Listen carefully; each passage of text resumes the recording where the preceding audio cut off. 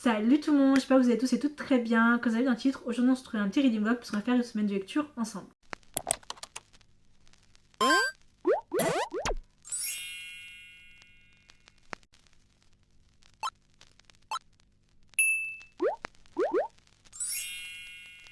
Ça fait un moment que je n'avais pas fait une semaine de lecture et surtout j'avais pas trop d'idées de vidéos et puis je suis enfermée chez moi, j'ai un autre à faire donc je me suis dit voilà pourquoi pas faire ça.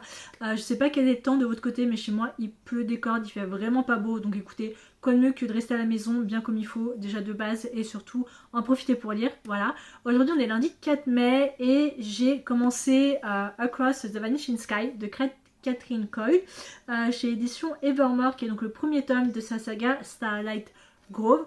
J'ai lu les 100 premières pages, j'en suis donc au chapitre 14. J'ai commencé à apprendre depuis la semaine dernière à lire un peu plus le matin.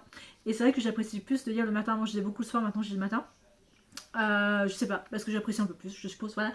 Dans ce tome-là, alors, je vous ai fait un résumé vite fait quand vous avez vu mes lectures, enfin où je faisais ma pile à lire pour mai.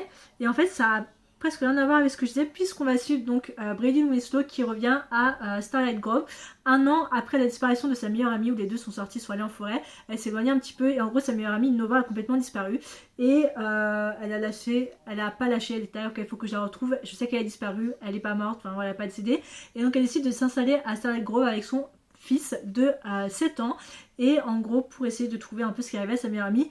Et en face d'elle habite Dexter Archer, donc Dex Archer qui fait partie, qui a pas mal de frères qui habitent à Starlight Grove, bref il a une grosse famille là-bas et en gros c'est un hacker du FBI, bref c'est un hacker qui a fait pas mal de bêtises et le seul moyen pour lui de ne pas avoir été en prison ça a été de passer 3 ans avec le FBI pour les aider et donc il est de retour à la maison et lui ce qu'il aime faire c'est essayer de trouver des personnes disparues, autres que à Starlight Grove parce que c'est complètement interdit. Mais avec l'arrivée de Brydin, ça va un peu enfin ça va un peu mettre ses plans pas du tout comme prévu. Bref, voilà, j'ai lu les 100 premières pages. Écoutez, ma foi, j'aime beaucoup. J'aime beaucoup le personnage de Brydin, elle est très très solaire et le personnage de Dex qui est aussi assez mystérieux, très brody, très grumpy et non franchement j'aime beaucoup les deux passent leur temps à se lancer un peu des pics et tout parce qu'ils se retrouvent un peu dans je vais pas dire dans une position un peu compromettante mais bon c'est pas voilà leur première rencontre c'était pas la meilleure mais écoutez ma foi j'aime aussi beaucoup les frères de Dex, voilà, il y en a pas mal. Il y en a un qui est un single dad, il y en a un autre qui tient un bar à côté. Il y a Orion aussi qui est très très mystérieux et qui parle seulement en langage des signes après un événement tragique qui s'est passé. Bref, il y a pas mal de choses qui arrivent surtout en rapport avec leur père. Donc je pense qu'on a pas mal de choses derrière. Et j'aime beaucoup écouter les 120 pages que j'ai lues, je me suis bien prise dedans. C'est de la romance à suspense, donc j'ai très très hâte de voir où ça peut me mener. Parce que qui a kidnappé Nova, qui est responsable de ça? Est-ce que c'est quelqu'un à Starlight Grove? Est-ce que c'est quelqu'un autre part? Voilà, pour moi tout le monde est suspect pour le moment, mais écoutez ma foi j'aime beaucoup. De base ça devait pas être ma lecture en cours, de base je devais commencer Quicksilver, enfin je devais lire Quicksilver, j'ai commencé Quicksilver de Kylie Hart hier, j'ai lu les 100 premières pages et j'ai pas accroché, genre vraiment je sais pas si c'est parce que j'ai lu en anglais ou si c'est de la high fantasy, mais j'ai vraiment essayé, j'ai lu les 100 premières pages, je n'ai absolument rien compris à ce que je disais donc j'ai abandonné. Malheureusement Quicksilver ce sera pas pour moi, j'aurais essayé mais écoutez voilà, il faudra juste que je trouve un autre livre pour remplacer, mais voilà. Donc c'est à peu près tout, donc je vous retrouve demain pour mon avancement un peu dedans, j'espère lire un peu plus. Voilà, je me voyais lire un peu plus de juste 100 pages aujourd'hui, mais pourquoi pas lire un peu plus demain. Et salut, on est mardi 5 mai et je vais vous faire un petit point lecture sur Across the Vanishing Sky. J'en suis au chapitre 34, donc page 248. Je vous ai laissé hier, j'étais à la page 100 et là j'en suis à la page 148, donc j'ai lu 148 pages au total, ce qui est un peu plus ce que j'avais prévu de lire, mais impossible de décrocher. Genre vraiment, je suis en train de tomber amoureuse de cette saga. Ce que j'aime beaucoup, c'est surtout, faut que je parle de la romance, parce que la romance, on est presque à la moitié, on est à la moitié du livre, je suis à 63% du livre à peu près, et il s'est presque rien passé, et c'est ça que j'aime, c'est-à-dire que on a vraiment une tension où les personnages apprennent à se connaître, où Dex et Brydin apprennent à se connaître. Il y a eu un bisou, mais même ça, c'est pas parti sur oh mon dieu, je suis folle de lui, oh mon dieu, je suis folle de elle, voilà, faut qu'on fasse le premier pas de ça. Non, il y a vraiment un truc de, on s'est embrassé. Il y avait quelque chose, mais avec tout ce qui se passe, on peut pas. Et ça, j'aime tellement. Il y a une vraie communication où même ils savent qu'ils sont embrassés, ils savent qu'il y a des sentiments à côté, les deux, mais ils savent que voilà, on peut pas, c'est pas. c'est impossible. Mais moi j'adore, voilà, j'adore. En plus, là, on en a appris un peu plus sur Dexter et sur ses 4 frères, parce qu'ils sont 5 au total. Et un peu aussi sur le passé en ce qui concerne leur père et tout. Et Dex arrive très facilement à s'ouvrir à Bradin. Et Bradin qui a pris la défense de Dex auprès du shérif. Il était genre, il n'y a personne d'autre à part ma famille, à part mes frères qui a pris ma défense et tout. Et j'ai trouvé ça tellement mignon. En fait, il y a une vraie connexion, un vrai côté fan family dans ce roman que j'apprécie beaucoup. Je vais précommander le deuxième roman qui sort en juillet. J'ai vraiment très très hâte. Euh, mais ouais, là on est vraiment à un stade aussi où on sent qu'il y a quelqu'un qui veut pas que Bradin cherche ce qui est arrivé à Nova. C'est-à-dire que là on est vraiment sur un côté un petit peu thriller, genre mystère, qu'est-ce qui se passe. Je fais vraiment confiance à personne. À part Dex et ses frères et son oncle et sa petite nièce Skyler, je fais confiance à personne. Genre littéralement, je me dis à tous les coups c'est un membre des policiers. À tous les coups je me dis c'est la personne la plus saine, la plus gentille, dans tous les coups, je me dis c'est Travis le policier. Voilà, moi c'est mon point de vue. Je me dis si ça se trouve c'est lui qui a fait le coup. Voilà, mais voilà, on sent apparemment qu'il y a un petit pattern et genre que Nova c'est pas la première à avoir disparu. Donc voilà, c'est assez intéressant. J'aime beaucoup ma lecture. Le but c'est que je termine demain. Donc demain sera mercredi. Ensuite j'aimerais lire le manga Une touche de bleu, donc le tome 6. Et après jeudi j'aimerais partir faire un peu du book shopping. Voilà, pour m'acheter quelques livres. Voilà, dont Wyatt, qui est donc le deuxième tome de The Lucky River Ranch, chez l'édition de Saxus et Jessica Peterson parce qu'il sort le 7, voilà, et que au cas où je trouve pas, il y a peut-être d'autres romans en attendant. Mais voilà, c'est tout pour le moment. Écoutez, j'aime beaucoup beaucoup ma lecture, j'adore les personnages, j'adore l'univers, et le fait que, comme j'ai dit, la romance soit vraiment plus mis au second plan et qu'on soit plus concentré sur un fan family, sur les personnages qui apprennent à se connaître et sur l'enquête à côté, je trouve ça vraiment génial. On est mercredi 6 mai et je viens de faire un petit point puisque j'ai terminé ce matin Across the Vanishing Sky de Catherine Cole, qui est donc le premier tome de sa saga Starlight Grove, et ma note est de 4 sur 5. J'ai vraiment beaucoup aimé, genre vraiment. Il me restait à peu près, il me restait 165 pages à lire. Je les ai enchaînées ce matin à une vitesse folle parce que voilà, très clairement. Mais j'ai vraiment beaucoup aimé. Alors, la relation, la romance est arrivée, mais elle est très bien arrivée. Voilà, on a quand même aussi une très belle communication entre Dex et Brie que j'ai beaucoup beaucoup aimé. Et est-ce que j'avais raison sur qui était responsable de tout ça? Je ne dirai rien, mais voilà, très clairement, je suis sans mots, voilà. Mais j'ai vraiment beaucoup aimé et j'ai aussi... Alors, on a beaucoup de personnages qui sont arrivés, beaucoup de personnages féminins qui sont arrivés, qui, je pense, sont les prochains, les futurs love interest de notre très cher frère Arthur. Voilà, mais écoutez, ma foi, j'ai beaucoup aimé du début à la fin et j'ai aimé le fait que la romance soit très plus second degré, mais une fois que les deux sont partis, les deux sont partis. Hein. Les scènes de smut s'y sont mis, mais c'était pas non plus extrêmement olé olé. Donc en vrai, c'était parfait. C'était parfait. C'était du smut assez sensuel, assez doux. Donc voilà, c'était pas genre hard. Donc c'était plutôt cool. Et pareil, j'ai adoré Owen et j'ai adoré voilà quand Dex et Brie décident de dire à Owen voilà, on va être ensemble et Owen il est là genre il dit à Dex ça veut dire que tu vas être mon nouveau papa et c'était mignon, c'était bref, c'était super joli et non franchement j'ai beaucoup aimé même la révélation, retournement de situation et cette fin que je m'attendais pas et j'ai détesté Vincent, vraiment très clairement j'ai détesté ce personnage, il a eu que ce qu'il méritait, mais écoutez j'ai beaucoup aimé, j'ai déjà précommandé le tome 2 qui sera attendu sur Cole, voilà qui est notre papa célibataire, donc en tout cas j'ai très très hâte et apparemment dans la version brique Catherine Cole écrit beaucoup beaucoup de romances. Et il y a un roman qui est sorti il y a 2 mois chez Édition Verso qui est sur Arson. Et Arson, c'est un personnage que j'ai découvert là dans Across the Vanishing Sky, qui est donc ami avec Dex. Et d'après ce que j'ai compris, Dex, on voyait déjà dans sa saga d'avant. Donc je suis assez curieuse de vouloir commencer, en attendant d'avoir le tome 2 qui sort en juillet, de commencer sa première saga et voir ce que ça vaut. Mais écoutez, ma foi, j'ai beaucoup aimé. Donc c'est tout pour aujourd'hui. Je pense que demain c'est un petit book shopping où je vais essayer de trouver des livres que j'ai pas réussi à trouver dans les librairies. Et je vais essayer de trouver Wyatt aussi. Si c'est pas le cas, j'aviserai. Mais écoutez, en tout cas j'ai beaucoup aimé. Bon, on est vendredi 8 mai. J'ai pas filmé hier simplement parce que je n'ai pas lu et parce que aussi je devais faire un book shopping mais j'ai absolument rien trouvé qui m'intéressait. Il y avait des livres qui m'intéressaient, le dernier, donc il y avait Addicted Fraud après Christa Beccarici, je voulais acheter The Right Move de Lee Stamford, voilà, il y avait No Infinie Insolence d'Alfred Envy, donc il y avait du choix. Mais à la fin je me suis dit non, je sais pas, j'ai une envie de rien faire et je passe en librairie, je vois les livres, je me dis je vais les acheter et à la fin j'y repose, je me dis non, j'ai pas envie. En fait c'est pas les livres qui me font le plus envie. Alors que pourtant il faut que je dise, vous savez que la saga Addicted et Cal Wester c'est une saga que j'adore, genre très clairement. Mais je sais pas, j'ai pas trouvé le bon moment où je me dis je veux l'acheter. Donc je pense que je vais peut-être attendre un petit peu. Et peut-être avant la fin du mois, pourquoi pas acheter, mais je sais pas, je suis pas dans un mood où j'ai envie d'acheter. j'ai envie de lire en tout cas, voilà. Donc c'est pour ça que j'ai lu aujourd'hui. Donc aujourd'hui j'ai lu le tome 6 d'une touche de bleu de Nozomi Suzuki chez les éditions Glénat. Donc c'est un shoujo, c'est le 6e et avant dernier tome d'un manga que je trouve extrêmement sous-coté. J'ai mis 4 étoiles, j'ai vraiment adoré me replonger dans cet univers. J'avais un peu peur parce que j'avais hésité l'année dernière à vouloir me débarrasser de la saga, genre vendre et tout. Mais finalement, je me suis dit non, je vais la garder parce que très très peu de gens en parlent. Personne en parle en fait, hein, partout. Enfin, je vois personne en parler. Et j'aime bien avoir des mangas que très peu de gens ont et leur faire découvrir. Donc il me reste le 7e et dernier tome à acheter. Peut-être que je l'achèterai ce mois-ci. Voilà, comme ça ce sera fait. Pendant que c'est encore un peu frais dans ma tête. Mais c'est vrai que j'avais peur entre le tome 5 et le tome 6. C'est-à-dire que j'ai lu le tome 5 il y a 2 ans à sa sortie. Et le tome 6 et 7 est sorti l'année dernière. Et donc c'est vrai que j'avais peur de ne pas me remettre dans l'histoire, mais finalement si. Et j'aime beaucoup parce qu'on sent que la fin de romance commence à arriver, enfin début stage fin, parce que le 7e c'est la tome commence à arriver et j'aime vraiment. Donc j'ai mis 4 étoiles et après ça j'ai commencé à lire Do Not Disturb de Freda McFadden, qui est donc un petit thriller de 325 pages. J'ai lu les 20 premiers chapitres il me semble, attendez je vais vous dire ça.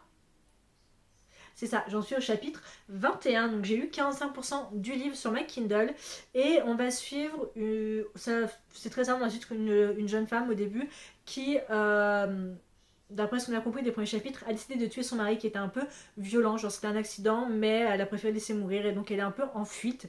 Voilà, elle a quitté sa maison, son travail, sa famille, ça, elle est en fuite et une tempête arrive et malheureusement elle va se retrouver coincée dans le motel Baxter où elle va faire connaissance de Nick qui est le propriétaire avec sa femme qu'on voit pas mais qui est assez malade en fauteuil roulant dans leur maison et donc elle se retrouve à passer la nuit ici et je pense que ça va se passer un peu tout ce qui se passe dans le motel. Il y a des choses un peu bizarres et là les autres chapitres qu'on a eu c'est sur la sœur de notre personnage principal. Je crois qu'elle s'appelle Carla et elle s'appelle Ophélia. En tout cas bref, on va suivre, là on suit sa sœur, donc je suis un peu curieuse, il est pas extrêmement bien noté. Après c'est du Freda McFadden, donc c'est vrai que ses anciens romans sont pas aussi bien notés. Il y a The Divorce qui arrive ce mois-ci aussi, qu'il faudra que je dise. Mais voilà, mais écoutez ma foi, j'aime bien ma lecture, c'est du Freda McFadden, je passe toujours un très très bon moment de lecture quand je lis, même si c'est pas forcément des coups de cœur en règle générale. Là je sais qu'il y a L'Intruse qui est sorti ce mois-ci, enfin qui sort ce mois-ci ou qui est sorti le mois dernier. Je l'ai lu en anglais, j'avais bien aimé, j'avais mis 3,5 je crois. C'était pas le pire, mais c'était pas le meilleur non plus, mais c'est un roman que je peux vous conseiller, que moi pour ma part j'avais beaucoup aimé. En tout cas voilà, donc le but serait que je termine demain Do Not Disturb et après avoir Wyatt, malheureusement il n'y était pas quand je vais aller chercher, donc je pense attendre la semaine prochaine, donc je vais pas le lire tout de suite, mais bon il me reste The Bodyguard à faire encore à lire. Et il me reste Bad Blood à lire, il me reste aussi Zombie-Rom-Com à lire. Bien que je suis pas très sûre de vouloir lire Zombie-Rom-Com finalement. Donc entre celui-là et Quicksilver, je crois qu'il va falloir que je trouve 2 autres romans à lire, peut-être possiblement en français. On verra, ou peut-être des mangas, des graphiques à voir. Peut-être que j'emprunterai un roman à la médiathèque, sachant que la médiathèque est fermée, donc pour travaux, donc ils ont décidé de mettre d'autres livres dans un lycée. Bref, il y a d'autres bibliothèques dans tous les cas à Lyon, donc on verra. Mais en tout cas, c'est tout pour aujourd'hui. Donc j'ai hâte de vous donner mon avis demain sur Do Not Disturb, mais je pense qu'on va partir sur un 3, 3,5, à moins que la révélation plot twist fasse monter ma note. On est samedi 9 mai, j'étais obligée de regarder parce que j'étais plus sûre si on était vendredi ou samedi. Je vais en faire un point lecture. J'ai terminé ce matin dans le lit, voilà, parce que j'avais pu me rendormir. Do Not Disturb de Freda McFadden, ma note est de 3,5. Bon bah sans surprise, en vrai c'était bien. C'était un chouïa meilleur que les derniers, les 2-3 derniers d'elle que j'ai lus. Voilà. C'était pas mal. Bon, la révélation plot sur gros truc, je m'y attendais un petit peu. Voilà. Mais il y a eu différents points de vue à un certain moment. Et en fait, je me suis dit, ok, où est-ce que ça va mener cette histoire qui, en gros, plusieurs points de vue pour amener au même point commun qui est donc le motel Baxter et au sujet de Queen. Queen c'est notre protagoniste féminine, voilà. Et voilà, en vrai c'était pas mal, mais il y a mieux. Voilà, j'ai connu mieux. Je vais pas dire que c'est des mauvaises lectures, les romans de Freda McFadden, mais c'est vrai que depuis La femme de ménage, j'ai un peu de mal, et La psy, et il y en avait un autre que j'avais beaucoup aimé aussi. J'ai beaucoup de mal à retrouver. Voilà, ce duo, je me dis, waouh, c'est le roman parfait. Mais ça reste comme une très bonne lecture. Comme j'ai dit, comparé à Dear Debbie et aux autres derniers que j'ai lus, ça reste une très très bonne lecture. Voilà, très clairement. En ce qui concerne aujourd'hui, j'avais assez envie de lire The Bodyguard à faire. de Emilia, voilà, chez l'édition Penguin. Mais je suis dans un stade de recul où je me dis finalement j'ai peut-être pas envie de le lire. C'est-à-dire que j'ai peut-être pas envie de le lire, j'ai peut-être pas envie de le revoir non plus, enfin de le garder non plus. Parce que je me dis finalement c'est peut-être pas le genre de romance qui peut me plaire facilement. Voilà, donc je sais pas trop quoi lire après ça. Je viens de commander sur Amazon Voyage de Jessica Peterson chez son sexe romance. Je cautionne pas de. C'est sûr que c'est mieux d'acheter dans des librairies et tout que sur Amazon, mais vu que je galère tellement à trouver de livres, j'ai pas eu d'autre choix. Et puis moi j'ai Prime, donc je recevrai demain. Et en fait, ce que j'ai assez envie de lire en français, parce que je suis quand même à 3 lectures en anglais, et à part un petit manga, voilà, j'ai pas trop envie de me retrouver en panne de lecture parce que je fais que lire en anglais. Donc écoutez, j'attendrai de recevoir Wyatt demain. Normalement, si je commande là, je devrais. Enfin, j'ai commandé là, donc je devrais recevoir assez tôt demain. Et j'aimerais beaucoup m'y attaquer. C'est vraiment un deuxième roman, enfin un deuxième tome de saga que j'attendais avec beaucoup d'impatience, surtout la fin du tome 1. Et j'avais beaucoup aimé donc le tome 1. Et voilà, donc j'avais le choix entre celui-là ou The Right Move. Et puis mon anniversaire c'est le mois prochain, donc j'ai le temps de faire une petite liste et tout et voir. Mais écoutez, ma foi, voilà, c'était tout en ce qui concernait la lecture d'aujourd'hui. Demain, je pense que j'attaquerai Wyatt et je clôturerai le vlog lundi pour vraiment faire 7 jours total et faire un récapitulatif de tout ce que j'ai lu cette semaine. On est dimanche 10 mai, je vais en faire un petit point lecture. Ce matin, j'ai reçu et j'ai commencé Wyatt de Jessica Peterson, qui est donc le deuxième tome de la saga Lucky Ranch River. Voilà, chez l'édition Saxus, en collection Saxus Romance. Et je vais ouvrir le résumé. Sally est de retour dans sa ville natale afin de passer du temps en famille avant de s'envoler pour le travail de ses rêves à des milliers de kilomètres. Wyatt est l'archétype du cowboy texan. Il porte le chapeau Stanston comme personne, est sexy en diable dans son jean Wrangler et charme la gente féminine comme nul autre. Il représente tout ce que Sally recherche pour mettre fin à une très longue période d'abstinence. Un coup d'asseoir sans attache avec un cow-boy local, car si les rumeurs sont vraies, ils sont aussi fougueux que leur monture est tout aussi endurant. Le hic, ils sont meilleurs amis depuis plus de 20 ans. Lorsque Sally demande de l'aide à Wyatt pour séduire un autre homme, les véritables sentiments brisent les masques portés depuis tant d'années. Les cow-boys ne peuvent être domptés, pas plus que les cœurs y sembleraient. Et donc là les prompts c'est Cowboy, fausse relation, best friends flowers, petite ville et on est à 2 cœurs sur 3 donc c'est assez, ça va être smutty mais pas trop non plus. Donc j'ai commencé à lire ce matin, j'en suis au chapitre 8 et donc j'ai lu les 110 premières pages. Et écoutez, ma foi, j'aime beaucoup, j'avais beaucoup aimé le premier tome sur Cash et Molly, donc là on est sur Wyatt. Et ça y est qu'on a découvert un peu dans le premier tome. Et écoutez, ma foi, j'aime beaucoup. Voilà, j'aime beaucoup. On sent que les deux. Alors, ça se voit tout de suite des points chapitres que les deux ont des sentiments l'un pour l'autre. Mais Cash a toujours dit à Wyatt ne fais pas ça. Franchement, quoi qu'il fasse, ne le fais pas. Et Sally s'est toujours dit ok, Wyatt me voit seulement comme une sœur parce que ça fait 20 ans qu'on se connaît. Et mais voilà, donc on sait que les deux ont des sentiments l'un pour l'autre, mais ils sont assez attirés physiquement. Et donc Sally, elle est un peu confuse parce que bon, voilà, c'est Wyatt et tout, mais d'un côté, elle sait qu'il n'y a personne d'autre comme lui qui peut lui faire ressentir certaines choses. Et je trouve ça vraiment génial parce qu'en fait, c'est une femme qui a pas peur de parler.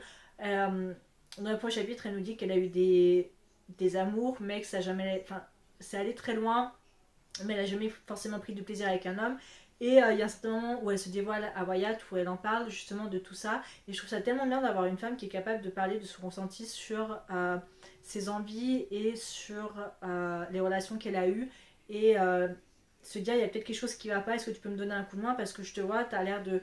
Enfin, c'est l'archétype comme on a dit cowboy où genre il a tous les coups d'un soir et tout, est-ce que tu peux me donner un coup de main, me donner des leçons et tout, et je trouve ça vraiment génial. Et on a quand même ce conflit où son père qui est vétérinaire un peu du Lucky Ranch est super content que sa fille parte à Ikana je crois ou Ikata, bref vers New York pour aller à l'énorme université si on veut de vétérinaire, mais elle est juste là, je veux rester parce que j'adore en fait Lucky Ranch, j'adore le Texas, j'adore là où on est. Donc voilà, il y a un peu ce conflit en elle-même et on a Wyatt à côté qui est passé contre-maître après que Cash se soit marié un peu avec Molly. Et donc voilà, il a aussi des grandes responsabilités, mais personne ne prend extrêmement trop au sérieux. Et j'adore parce qu'il y a un Sawyer qu'on voit un peu plus, qui est donc l'un des frères de Cash, Wyatt, tout ça. On a Sawyer qui est donc papa célibataire et qui est très présent auprès de Wyatt, qui lui dit vas-y fonce. Enfin, tu vas la perdre si t'attends, en fait, si t'essayes de lui donner des conseils et tout, si t'attends, tu vas la perdre, en fait, pour un autre homme. Et tu veux partir à New York, tu veux partir avec elle, vas-y, pars.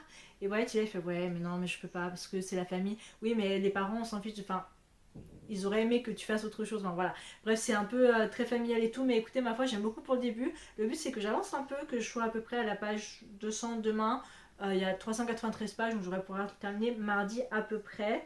Donc écoutez, ma foi, j'aime beaucoup pour le moment. On est lundi 11 mai et je viens clôturer ce vlog, mais aussi faire un petit point lecture. Donc j'ai commencé lundi dernier, donc je clôture ce vlog lundi, comme ça au moins ça fait bien une bonne semaine. J'ai continué ce matin Wyatt de Jessica Peterson chez Édition Saxus Romance, qui est donc le deuxième tome de la saga Lucky Ranch River. J'ai lu 105 pages, donc j'en suis à la page 217, chapitre 17, donc sur 393. Le but serait que je termine demain.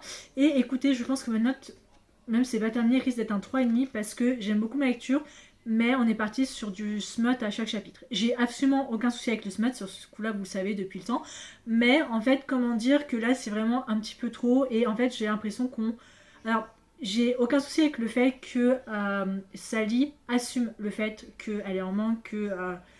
elle n'a pas eu d'expérience pendant un peu plus d'un an, enfin que ça fait longtemps qu'elle n'a pas ressenti certaines choses, et que Wyatt puisse aider. J'ai aucun souci là-dessus, au contraire, mais je pense en fait qu'on est trop centré sur le fait que ce soit en smut, qu'on a un peu oublié le fait de...